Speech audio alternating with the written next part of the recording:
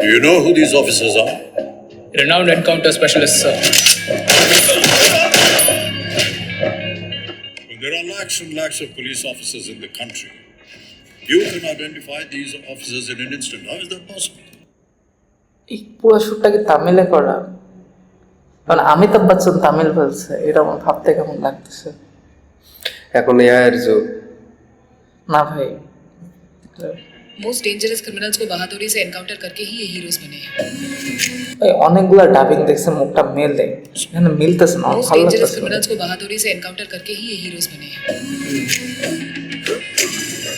नया काम कुछ भी नहीं मिल रहा है। ভাই রজনীকান্ত রমনে একটা পাওয়ার আছে দেখছেন, অমিতাভ বচ্চনকে এখানে দিয়েছে, কিসের বলিউড প্রায় जिसे माल पहुंचाने के लिए बोलता उसी की फट जाती है भाई। अरे एसपी के नाम पे हम लोगन के अवराज मिला है।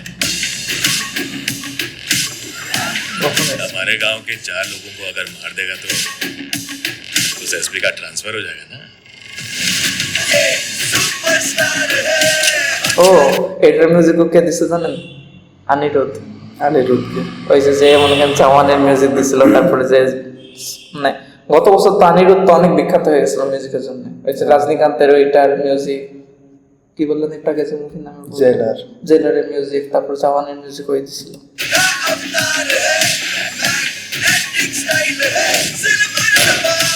He's 70 plus.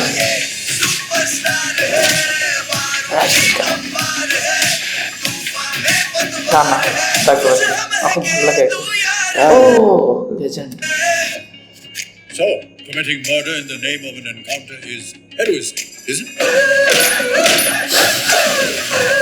ও মানে অমিতাভ বচ্চন হচ্ছে এনার বিরুদ্ধে কেস লড়বে যে হচ্ছে উনি মার্ডার করতেছে এনকাউন্টারের নামে, না বুঝছেন? দুইজন বিপরীত দিকে। बॉलीवुड वर्सेस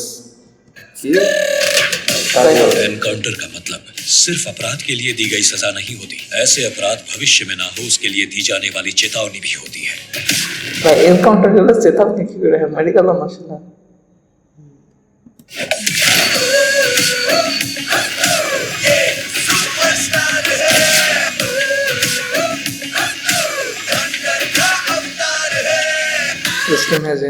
অমিতাভ বচ্চন এনকাউন্টার করতে প্লটটা ভালো না, প্লটটা ভালো হয়। আমার এক্সপেকটেশন অন্যরকম ছিল। না, আমি বুঝতে পারছি। রজনীকান্ত একদম আসবে না, ওইগুলো হবে মানে এটা হচ্ছে তামিলের স্টাইল, বাট বিষয় হচ্ছে যে জিনিসটা প্লটটা দেখেন। এই বিগ বি হচ্ছে মানে অমিতাভ বচ্চন হচ্ছে বলিউডের বিগেস্ট স্টার, আর এখানে আছে রজনীকান্ত হচ্ছে টলিউডের বিগেস্ট স্টার। এদের দুইজনকে মানে এক টিমে না দেখে দুজনকে একে অপরের সাথে রাইভেল বানাই দিচ্ছে। এই ওর বিরুদ্ধে কেস করবে, আর এই এনকাউন্টার কিন্তু আসলেই করছে, ঠিক আছে?